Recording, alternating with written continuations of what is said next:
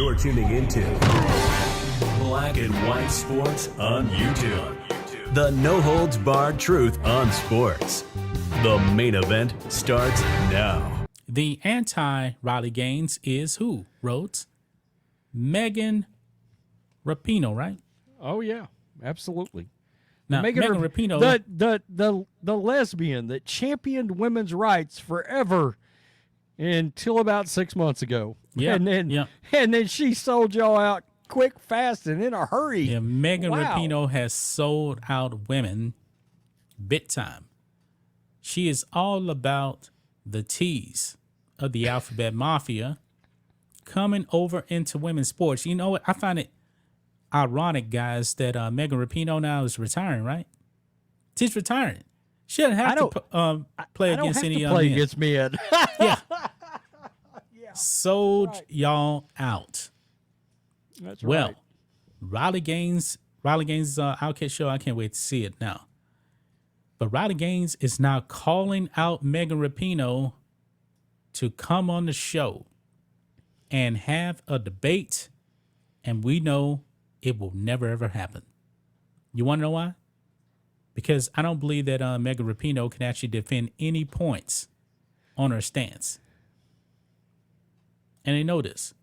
Why do you think leftists don't really ever show up on opposition shows?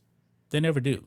It rarely ever happens. It's one of the things that Bill Maher gets very vocal about because it drives him nuts that Democrats refuse to go on conservative shows. Right. Like Bill Maher will go on Fox News or some outlet like that, and he always has. Right. It drives him nuts. And he has said a couple of times, it's the one thing that Republicans do right is they will go on and talk to anybody about their position, you know. Did you see a few weeks ago Tim Pool actually had some leftists on his show. It wasn't on Timcast IRL. It was on his Tim Pool channel. They were leftists and they were actually talking about basically Ron DeSantis and him trying to stop all the woke books in schools. And, you know, one of the books is on Gender Queer, right? Which is a sexually graphic book.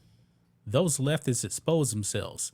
They cannot agree with anybody on the right, so therefore they said, hey, I'm cool with that book being in school. What? And the stuff is so graphic, you can't even show it on YouTube. They expose themselves on that show. That's why you don't see leftists come on those shows. But anyway, right here, Riley Gaines has now called out Megan Rapinoe to have a debate. Now it says here, why? Because Rapinoe, who no longer needs to compete against anyone thanks to her retirement, wants the USWNT to allow biological men to play on the team. Gaines competed against biological male Leah Thomas when the two were swimming in the NCAA. She knows firsthand the dangers of allowing men to invade women's sports. Gaines doesn't think biological men belong in women's sports. Radical position, huh? And because she has facts and science on her side, she's not afraid of an open debate against Rapinoe. Quote, had Megan Rapinoe been asked about biological men playing in the USWNT while trying to advance to the height of her career, she would have not have the same opinions, Gaines said, because a man could easily take her place easily. Gaines went on to invite Rapinoe on her new Outkick podcast, Gaines for Girls. Quote, consider this an official invite, Gaines challenge. Megan Rapinoe, I would love it if you joined the new Gaines for Girls podcast where we could have an open dialogue about the issue of men competing in women's sports. She issued the same invitation to USA Today columnist Amy Armour, who called ESPN's Sam Ponder a bigot for Ponder's audacious opinion that men competing in women's sports is unfair. We know this will never happen. Did she also invite Natasha Cloud? What did it say right here? It says it would be shocking if either Rapinoe or Armour accepted the invitation.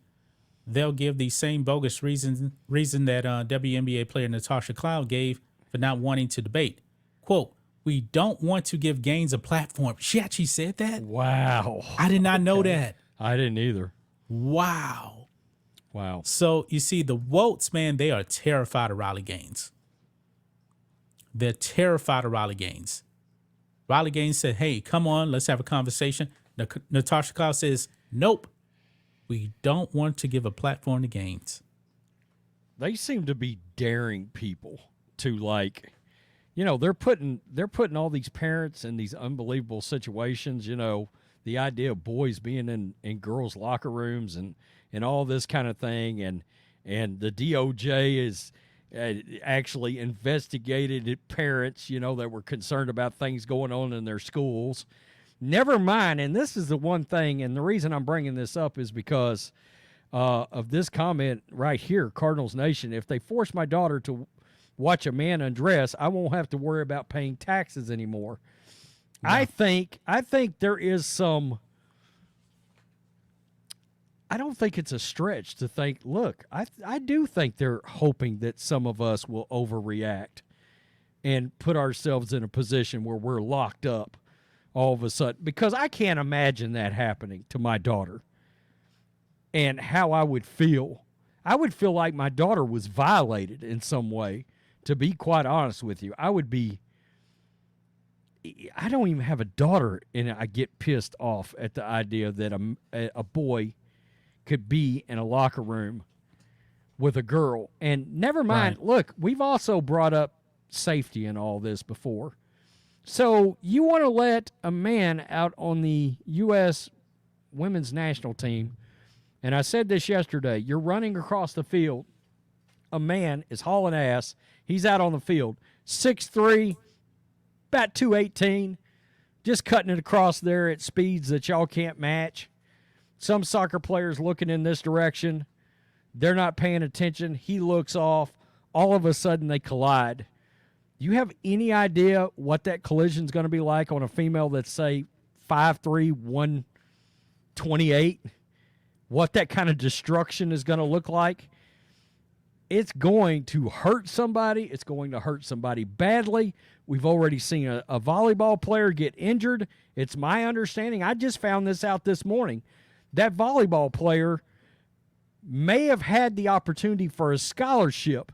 She will not get that scholarship now because of the damage that was done out of that.